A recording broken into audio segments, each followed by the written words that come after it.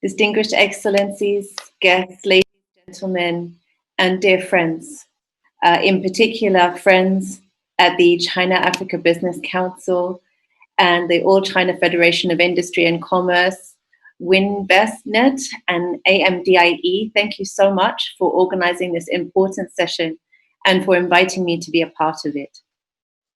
Today we have discussed a great deal about how African countries are tackling COVID-19's health impacts and the support from China in particular to do so.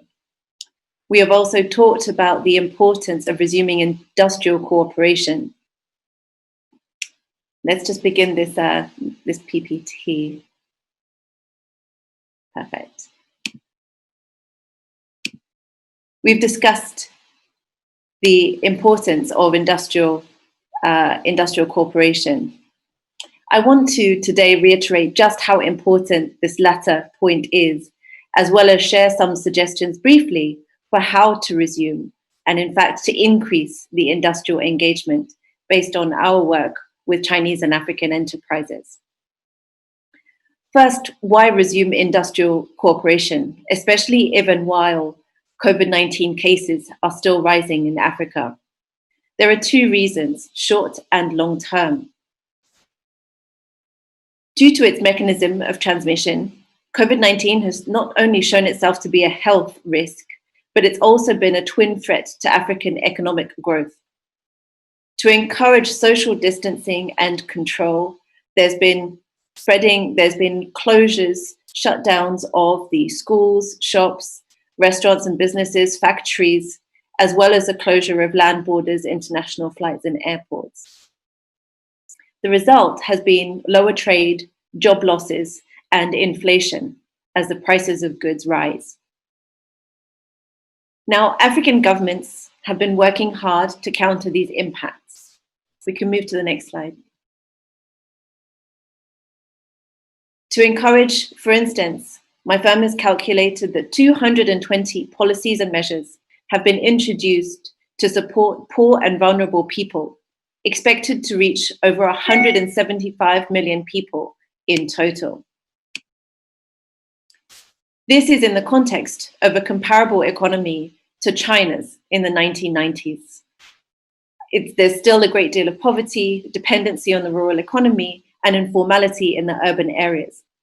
And I think with this, we can all agree that they have done very, very well so far in this kind of context. Now, these measures, they protect people and jobs, but they come at a cost. You can move to the next slide.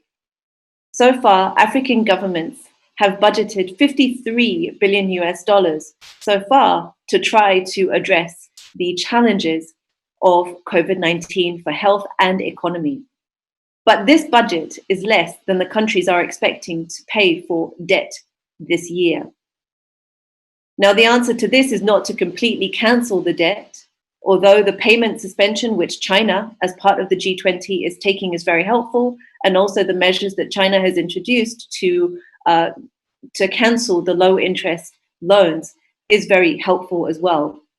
But these activities need continuation and expansion to all African countries, especially for the short term. But beyond the very short term, the answer is to help growth resume as quickly as possible. Growth is the key. Next slide. And this is where CABC and the companies interested in Africa come in. This is why it is crucial to resume production and industrial cooperation. More than ever, jobs and growth are needed, especially to meet the UN Sustainable Development Goals, which were going to be a huge stretch for Africa even before COVID-19. But how? Well, the first step, and as this slide suggests, is to take a stepwise approach. The first step is to realize that the COVID-19 effect is not uniform. Every African country is being affected differently. And this is really important to realize. There are some countries that seem to be winning the fight against COVID-19, like China is, despite all the continued management challenges. But there are also others that are finding it very hard to control the cases. So here are 6 further suggestions for what can be done in this kind of context to resume the economic growth. Next slide.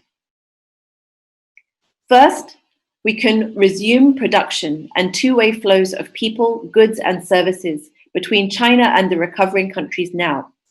For example, the European Union just released a clear list of 54 countries, including 12 from Africa, that will have ability to come into Europe, and the ability for Europeans to go there as well, hopefully. Now, China could do the same, and African countries can do the same, including China and other Asian countries that are also recovering well from COVID-19. The second action is to develop protocols to ensure social distancing, tracing, and testing in factories. We know that many of the companies that are working with CABC have already committed to do this, and this is great. And we hope those can continue and to be expanded throughout Africa. Third, to actively support repurposing of factories for essential goods. This will create jobs, and it can even, the kind of support that can be provided can even be done online to help African factories repurpose and try to find a way to create the jobs. And very much welcome what Mr. Wang Licheng was saying on this. Fourth, we can prioritize developing more protocols for the countries that are still facing challenges. Again, so that the flows of people, goods, and services can resume as soon as possible, but in a controlled way. Fifth, it is very crucial to utilize African domestic carriers, for example, Ethiopian Airlines, using the domestic rail as green channels, for example, the Kenyan Standard Gauge Railway, rather than trucks, the use of existing domestic e-commerce and mobile payments, for example, M-Pesa, Jumia, Kilimall. These are all e-commerce platforms, mobile platforms, which can also help to manage COVID-19 challenges while keeping trade and business going. And last but not least, especially for those countries that are still facing challenges, it's crucial to be exploring the more sustainable and green investment now. This last point is very crucial, and this is where I would like to end. Next slide. COVID-19 is exposing the good and bad of our world, the vulnerabilities and the opportunities. It is showing that Africa is a special, yet underinvested and poorly invested destination. The cases in Africa came late. That is an indication of Africa's disconnection from the rest of the world, but it is also an opportunity. So far, there's only 4% of global trade, 4% of foreign direct investment, 3% of tourism, of the world tourism that goes to Africa. Yet, African countries are having less than 2% of the COVID-19 deaths. This is a testament to the commitment of African governments and the citizens when they are focused. Many people, the reason why Africa's flows are so low from the rest of the world is because many people see Africa as a risk. Investors see Africa as a risk. COVID-19 is changing this view. So this is an opportunity to accelerate the trend of China and Africa cooperation in the context of the Africa Free Trade Agreement, which we heard, Africa's Agenda 2063, the climate change agenda, and the need to build global resilience and diversify and green global supply chains. We need more Chinese manufacturers to relocate to Africa and even to establish the business model to bring goods back to China for the Chinese market as a profit. I'm so pleased that CABC is at the forefront of encouraging this.